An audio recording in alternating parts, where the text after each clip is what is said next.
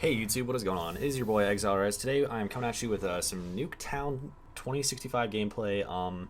Basically this video is just me playing Team Deathmatch. It's an old clip that I had to use this clip because I actually don't have any new recorded footage yet. I did just get finished playing, I think, 2 MLG games, which we both won, and I'll be posting both those videos up to my channel later tomorrow, I think.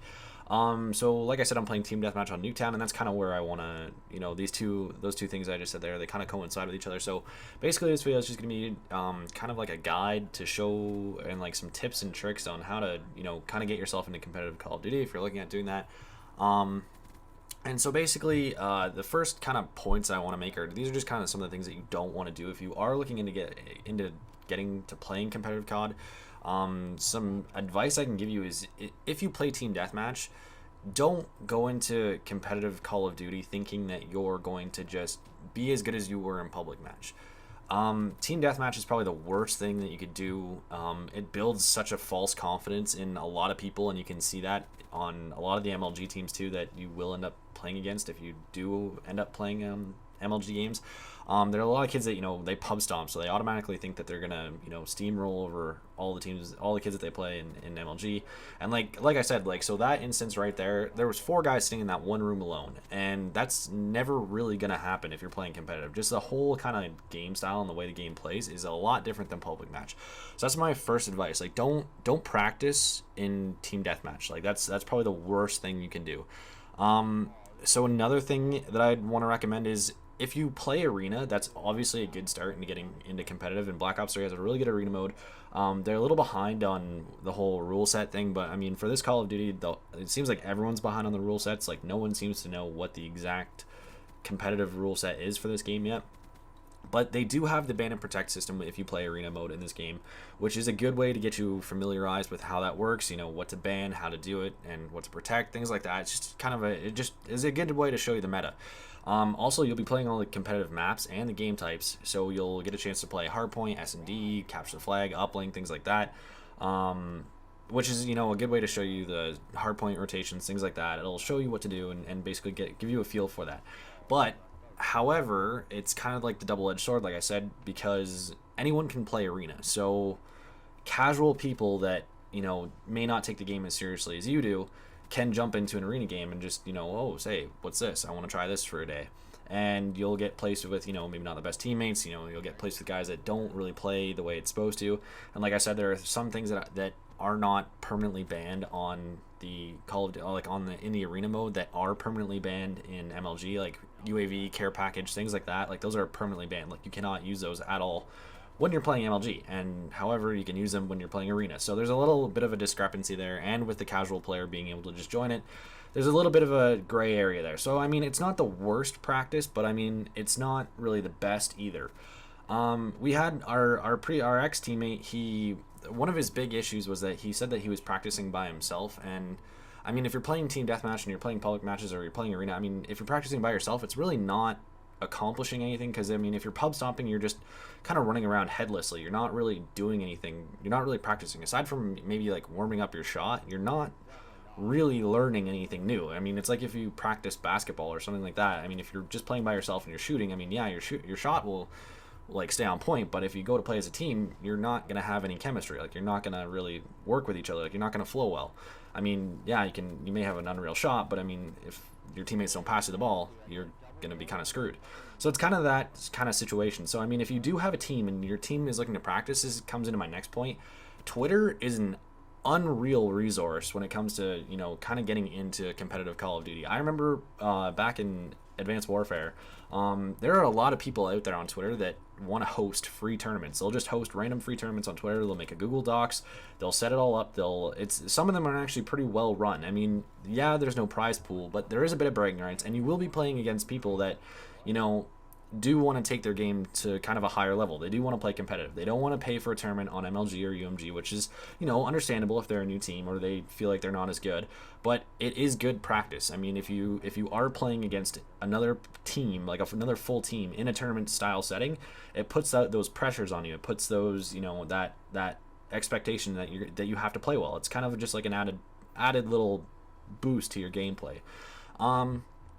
Also, what Twitter's really good for too is if you are playing by yourself, there are also a lot of people. If you just go into the search bar in Twitter and type in your console and the Call of Duty that you're playing, probably mostly now Black Ops 3, I would hope now, because I can't imagine there's gonna be a lot of this for the previous games. But if you type in your console and you type in the Call of Duty that you're playing, you're gonna find people that are asking for eights, team scrims, money eights if you're really feeling lucky. So I mean, things like that. Like you're gonna find ways to play in a higher, a little bit more of a competitive setting than just regular pub stomping. And if you're really feeling adventurous, you can join singles matches, like a single ladder on UMG or MLG, and I'll leave those links down in the description below. But I'm guessing most of you probably know what those are already. I mean, you should probably know if you're watching this video. But yeah, I mean, and in that sense, if you're playing singles and you're, losing, it's not really a bad thing. I would kind of like, there's a lot of discouragement within a lot of new teams, and if you're playing MLG and UMG, there's a lot of times when you'll get a group of 4 together and you'll disband and you'll, there's just a lot of problems. But I would recommend not doing that, because I mean, you're still practicing, you're still learning. I mean, even though you're getting your head kicked in, you're still learning. I mean, through Ghost, I was playing with people, and I probably went through like multiple different teams, like at least 5 or 6 teams of guys I just met randomly playing the game. I was on the free agent list on MLG, and I got picked up a few times, and we had some good runs and things like that, and then just things didn't work out, or people stopped playing, things like that. It was no big deal, and no bad blood. It didn't work out. So then we stopped playing, and now I've hooked up with Tango and Rockstar. And we've been playing together since AW, and things have been kind of connecting. So I mean, it's all just kind of, you gotta make sure that you have a team that you have good chemistry with. And right here, I actually think this is the gameplay that I just got my first ever super kill. I was playing kind of campy, but it was because no one on our team seemed to have an AR, and I pulled out my scythe right here, and I think this is where I got my super kill. I'm pretty sure. I felt this was pretty generous, because after that kill right there, I think that's where they gave it to me. So that's been a little bit of a time break there. So yeah, super kill I think is gonna show up. Merciless, and then did I miss it? Super killer, yeah. So earn 6 kills rapidly. I'm not really sure. I think that was pretty generous of a time gap in between there. But I was playing pretty campy though, so I mean, it's not that cool. But like I said, like this is not practice for competitive. Like the way you play in a pub is not the way you play in a competitive game. Like I would not be doing any of this. Like I would not be using the Man of War for one thing too.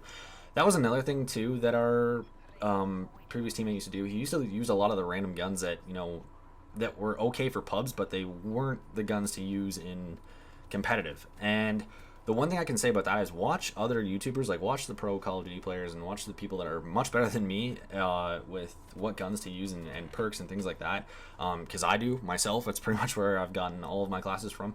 Because chances are, if they're using that gun, there's a reason why they're using that gun, and chances are it's going to be the best gun to use in that situation. Now, yes, a lot of the guns are they're very viable. There's a lot of differentiating between the two, and obviously there's a lot of like the guns are situational in this game. Like there's not one SMG, there's not one AR. Well, actually, yes, there is actually only really one AR. It's the M8 and sometimes the Shiva.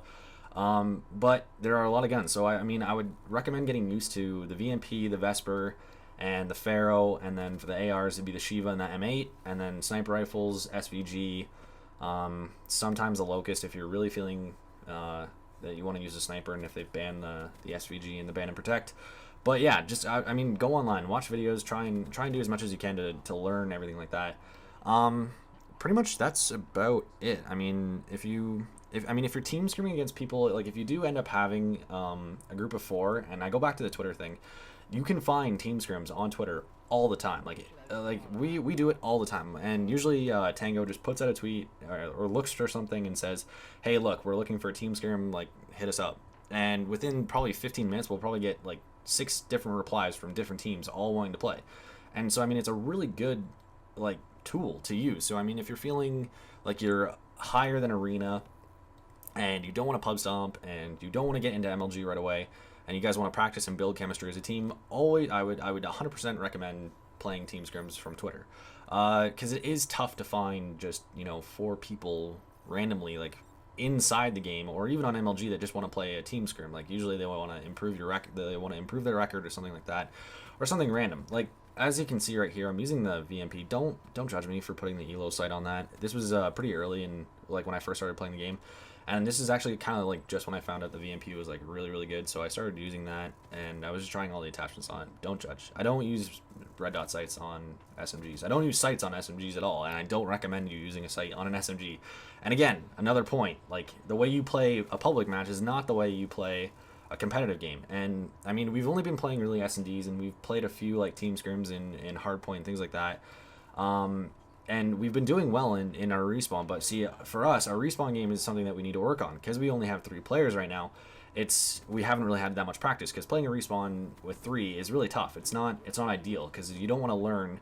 It's like, see, I'm Canadian, so I play hockey, so it's a hockey reference again. See, if you're playing and you're practicing with so if you have a forward line, you have a line of 3, and if you're playing with only 2 players, you're not really getting that practice in because you don't know what your 3rd player would be doing. In this case, you wouldn't know what your 4th player would be doing in terms of a respawn. And there's a lot of rules, there's a lot of, like, important rules in a respawn that require all 4 of your players. I mean, you have anchor, you have the person that plays objective, you have the slayer, you have the OBJ slayer. There's a lot of roles that need to be filled in a respawn, and if you're playing with 3, it's just not really the same. So right now we've only been working on our S&D game, and it's been coming along really well. So we utilize Twitter all the time to find team scrims to work on our respawn because we don't want to get our heads kicked in by the players that are really good at respawn on MLG. It's, you know, that's just reality. I mean, if a team's been playing respawn like we've been playing S&D, as much as we've been playing S&D, they're going to be heads and shoulders over us. Like, they're going to have a clear advantage. So basically all I can say is, you know, those are kind of just the basic tips and tricks of how to get into COD, how to like COD competitively. Just a little brief outlook at how to do it. I don't know. This is also a new setup because I had my mic over by my Juggernog mini fridge and it was way too loud. So hopefully I sound clear in this. But anyways, guys, this has been I-ReZOluTion. Please leave a like, favorite, comment, subscribe, all that good stuff. It really helps me out. And be sure to check out my GB games with the Threes team. Anyways, guys,